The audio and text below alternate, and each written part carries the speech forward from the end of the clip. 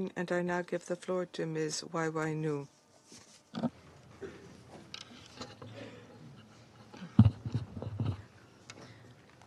President, Excellencies, and civil society colleagues, I'm honored to brief you at this open debate on women's peace and security.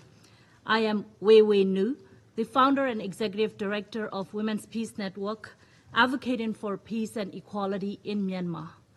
The theme of today's debate is welcome, given the dire state of women's rights in conflict and crisis across the world, and unacceptably low level of women's participations in peace processes, both of which the WPS agenda meant to address.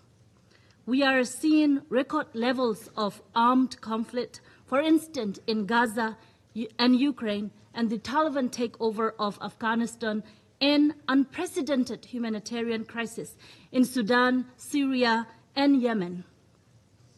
Women have been disproportionately exposed to sexual violence, femicide, gender apartheid, gender persecutions, and other targeted atrocities. We are today also confronted by an alarming global backlash against gender and women's rights. All these conditions undermine our collective ability to meaningfully participate in peacemaking, and in doing so, threaten our very hopes for peace. 24 years ago, feminist movement around the world reminded the international community of our potential for ensuring an equal, just, and peaceful future. The Council heeded these calls by adopting Resolution 1325. Yet today, we are a long way from its promise of equality. As a human rights defender and former political prisoner, hope for change has long guided my activism. And I am not alone. In Myanmar today, women across the country are resisting the Myanmar military and its 2021 attempted coup, and risking their lives to defy all forms of oppressions, including patriarchy, homophobia, and transphobia.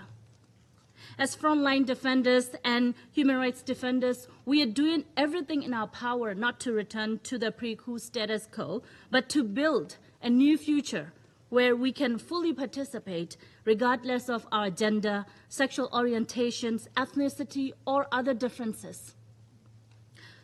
But the Myanmar military's nationwide campaign of terror is preventing us from achieving our goal. This is the same military that, according to the UN, has committed war crimes, crimes against humanity, and genocide. Since the attempted coup, the military has launched airstrikes against the civilians, targeted homes, schools, hospitals, and places of worship, and displaced millions. Gender-based violence has increased dramatically in Myanmar since the attempted coup, primarily by the military and other armed groups. Further, the military has killed and arbitrarily arrested thousands of women who face torture, sexual violence, and denial of medical care in detention. Since February, the military has forcibly recruited civilians, including young women and IDPs, to become cannon fodder and human shields.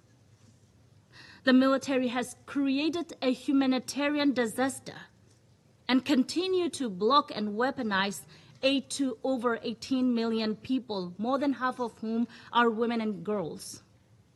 Hundreds of thousands have fled Myanmar in search of protection in neighboring countries, risking detention and forced deportation. Excellencies, addressing the root cause of the conflict is vital for ensuring women's full participation in Myanmar's future. And when the key perpetrators of decades of atrocities remain unpunished, like in Myanmar, impunity is the root cause. Just as in Afghanistan, Sudan, and the occupied Palestinian territory, and many other contexts, impunity in Myanmar is contagious. It emboldens perpetrators and shows others that they are free to brutalize groups that they deem inferior, especially women. As Resolution 1325 makes clear, accountability and respect for international laws are critical for protecting women's rights, not only in Myanmar, but in other conflicts across the world. Women cannot meaningfully participate in any sphere of life if they are being attacked without consequences on a daily basis. Nowhere is this impunity more apparent than in Rakhine State, where the military and the Arkan army have been targeting the Rohingya with escalating atrocity in recent months.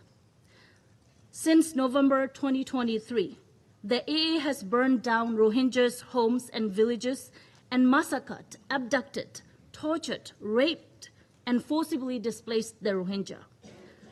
Armed violence, starvations, and lack of water, shelter, and medical care have forced at least 40,000 to flee to Bangladesh. Almost 1 million are still living in overcrowded camps in Cox's Bazar, where violence has worsened recent months.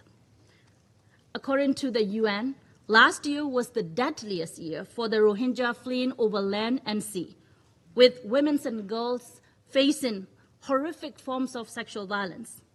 This year will likely be worse, further delaying my community's voluntary, safe, dignified, and sustainable return to their home in Myanmar.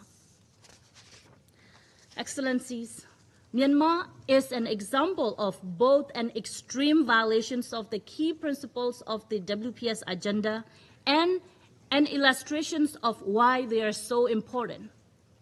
I urge you to uphold all pillars of the WPS. Member states should demand women's participations in peace and security decision-making and call on the UN to make women's participations a requirement in any peace process it's support. But it is not enough to express support for women's participation if the conditions for their participations do not exist. Conflict prevention, protections of human rights, and accountability are essential if women are to take their rightful place at the peace table. I further urge you to support and fund women's organizations and human rights defenders and take all necessary measures to protect them from attacks and reprisals. On Myanmar, I urge the Council to hold an emergency open briefing to discuss the situations, prevent further mass atrocities, especially in Rakhine State, and build on Resolution 2669 with stronger actions, including a new resolution. This Council should demand the military cease all acts of conflict-related sexual violence. I further urge you to end all supplies of arms, ammunition, and aviation fuel, impose targeted economic sanctions on the military, enable cross-border aid and unfettered humanitarian access, and rejects the military's so-called census and efforts to hold sham election. The Council must refer situations to the International Criminal Court or support a creation of an ad hoc tribunal and discuss the non-compliance of the provisional measures imposed on Myanmar by the International Court of Justice, which designated the Rohingya as a protected group. This Council should explicitly call for women full, equal, meaningful, and safe participations in decision-making about our country's future. Excellencies, today I speak before you as one of the few women from Myanmar to address the Council about our unspeakable suffering of my people. This is despite more than half a century of conflict in my country, the decades-long genocide against Rohingya, and the determined efforts of my fellow women to end our plight. Women in Myanmar and across the globe are watching you today to see your words will be matched by action. Thank you. Je remercie. I thank Ms. New for her briefing.